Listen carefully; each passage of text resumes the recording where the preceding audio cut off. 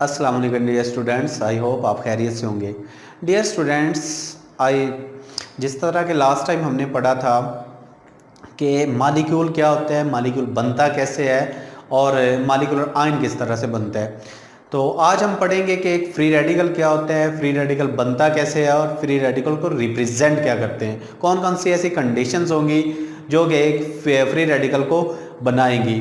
तो आइए देखते हैं फ्री रेडिकल क्या होते हैं। हमारे पास सबसे पहले क्या करना है, हमने डेफिनेशन करनी है फ्री रेडिकल की। तो वो ये है, an atom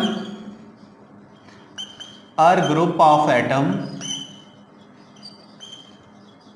group of atoms having a odd number of, having odd number of electron. हमारे पास कोई एटम या एटम का एक ग्रुप हो जिसपे ऑड नंबर ऑफ इलेक्ट्रॉन हो, उसके पास ऑड नंबर ऑफ इलेक्ट्रॉन हो, तो उसे हम क्या बोलेंगे, फ्री रेडिकल बोलेंगे। तो देखते हैं हमारे पास के ऑड नंबर ऑफ इलेक्ट्रॉन क्या होते हैं या ताक नंबर ऑफ इलेक्ट्रॉन क्या होते हैं। फर्ज करें हमारे पास एक ये एलिमेंट है, दूसरा हमारे पास एलिमेंट ये क्या है, नाइट्रोजन क्या है, ये हमारे पास क्लोरीन है। इस तरह के काफ़ी सारे, अब अगर हमारे पास एटम्स हों या ग्रुप ऑफ एटम्स हों, लाइक ये हमारे पास मीथेन का एक क्या है, ग्रुप ऑफ एटम्स है। मीथेन में दो एटम्स हैं, एक तो हमारे पास कार्बन है और दूसरा क्या है, हाइड्रोजन है। तो इनकी क्या रेशियो है आपस में, ये बाद में हम डिस्कस कर लेंगे। अब देखें, एक एटम या फिर ग्रुप ऑफ एटम जिस पे और नंबर ऑफ इलेक्ट्रॉन हो, उसे हम क्या बोलेंगे, फ्री रेडिकल बोलेंगे।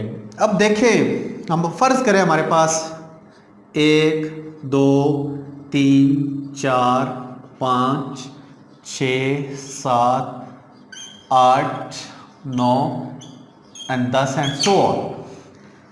अब देखें, हमारे पास कोई एलिमेंट है, हमने देखना है कि आया कि ये फ्री रेडिकल है या नहीं।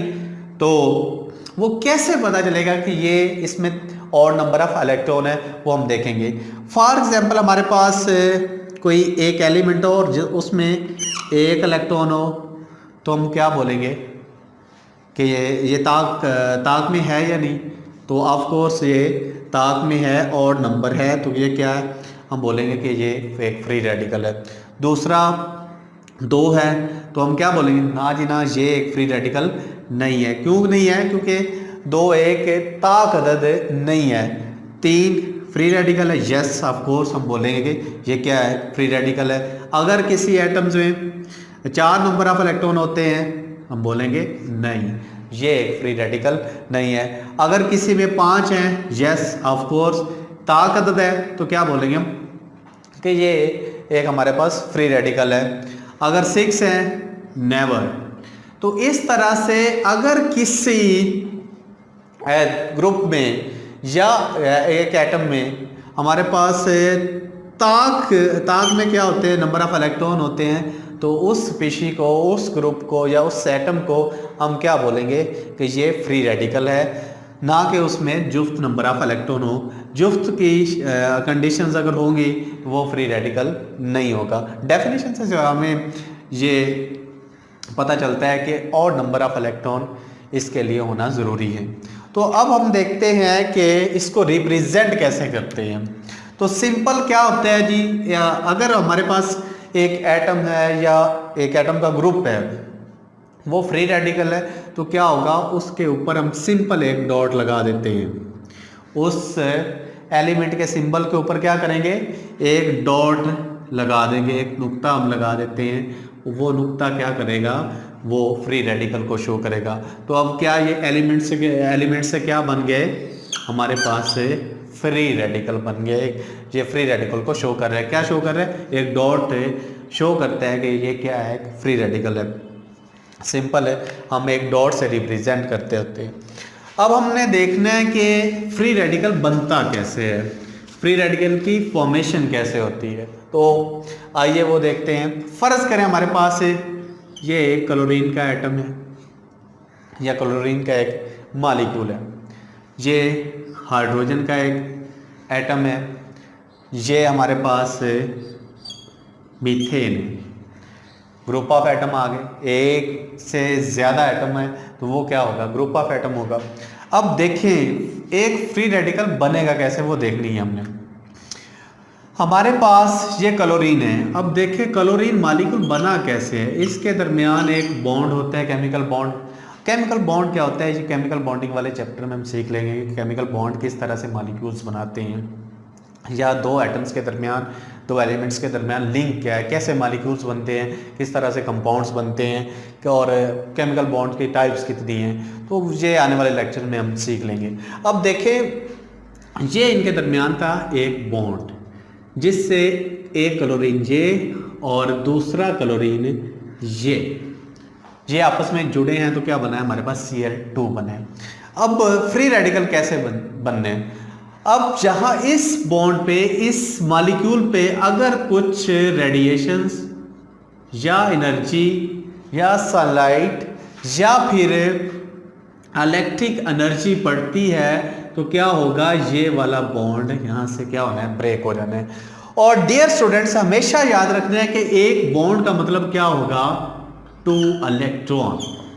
एक बॉन्ड का मतलब क्या होता है, 2 इलेक्ट्रॉन। अगर ये बॉन्ड टूट जाता है तो क्या होना है, यहाँ पे इस बॉन्ड की क्या होना है, स्प्लिटिंग हो जानी, ये बॉन्ड ब्रेक हो जाना है, टूट जाना है। अब जहाँ पे लाइट आती है, लाइट से क्या होगा, ये बॉन्ड टूट जाएगा। अब देखें एक बॉन्ड का मतलब क्या था, 2 इलेक्ट्रॉन, कि यहाँ पे कहीं पे 2 इलेक्ट्रॉन पड़े हैं। अब क्या होगा, अगर ये बॉन्ड टूट जाता है तो एक इलेक्ट्रॉन ये क्लोरीन अपनी तरफ खींच लेगा और ये क्लोरीन अपनी जानब एक इलेक्ट्रॉन अपना वापस ले लेगा। तो क्या होगा, इस पे एक जो इलेक्ट्रॉन आया है उसको हम सिंपल डॉट से ऊपर रिप्रेजेंट कर देंगे, और जो इस क्लोरीन का जो हमारे पास इलेक्ट्रॉन आएगा वो हम सिंपल एक डॉट से ऊपर लिख देंगे। तो ये क्या, क्लोरीन मॉलिक्यूल से फ्री रेडिकल बन गया क्लोरीन का। अब दूसरी एग्जांपल क्या होती है हमारे पास, हाइड्रोजन की, और तीसरी जो एग्जांपल हमारी बुक में गिवन है वो मीथेन की है।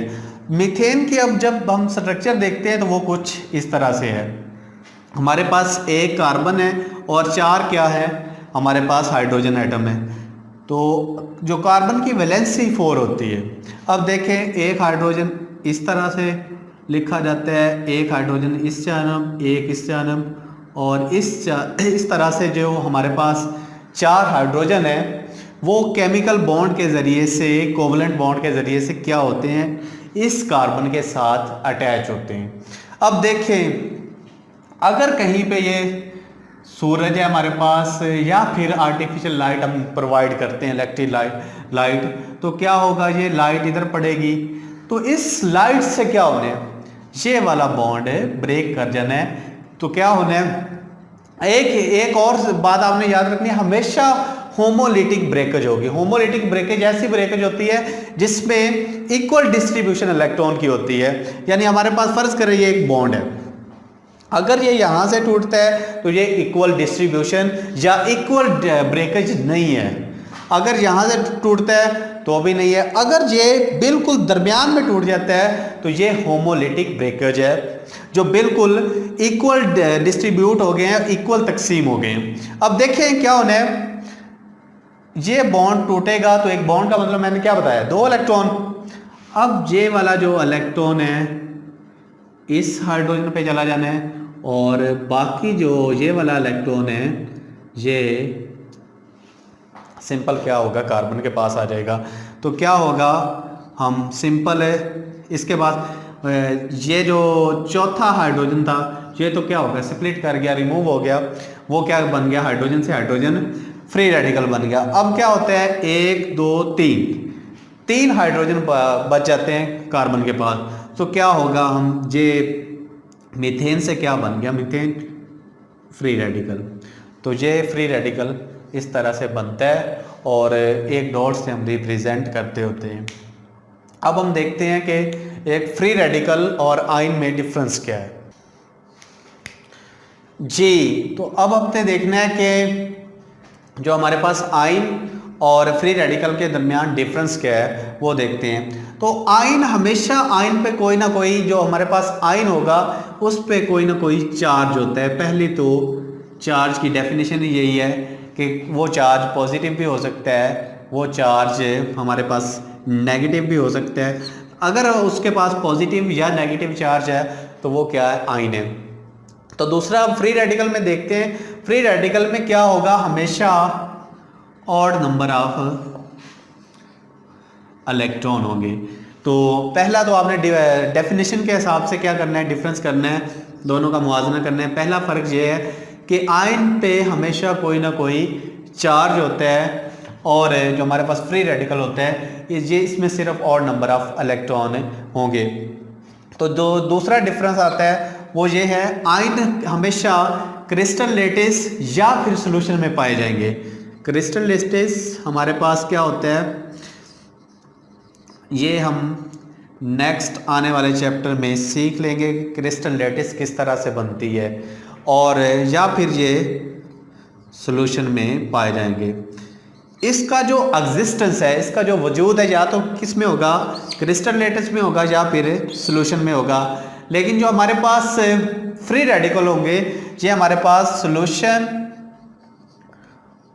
और हमारे पास एयर दोनों में पाए जाएंगे। हवा और सॉल्यूशन दोनों में हमारे पास फ्री रेडिकल पाए जा सकते हैं। और जो हमारे पास आयन है ये सिर्फ या तो क्रिस्टल लेटिस में होगा या फिर सॉल्यूशन में होगा।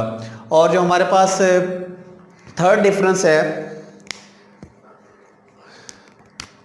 और इस तरह से जो हमारे पास थर्ड डिफरेंस है वो ये है कि जो इनकी फॉर्मेशन है, आयन की फॉर्मेशन के लिए लाइट ज़रूरी नहीं है, लाइट ज़रूरी नहीं है, not light necessary for ion formation. और जो हमारे पास फ्री रेडिकल अभी हमने पढ़ा है कि इनकी फॉर्मेशन के लिए लाइट एनर्जी का होना ज़रूरी है, या तो सनलाइट हो या फिर इलेक्ट्रिक लाइट हो। तो जो हमारे पास फ्री रेडिकल फॉर्मेशन के लिए लाइट नेसेसरी होती है।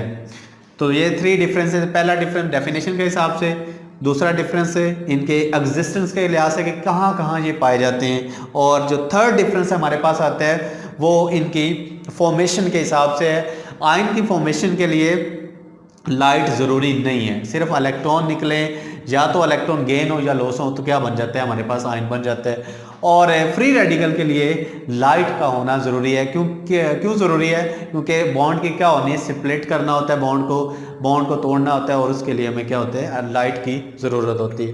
तो आज के लिए इस वाले लेक्चर में हम इंशाल्लाह मालिक्यूल्स के बारे में पढ़ेंगे, मालिक्यूल्स की टाइप्स कितनी है, ये सारा हम नेक्स्ट आने वाले लेक्चर में पढ़ेंगे। अल्लाह हाफिज़।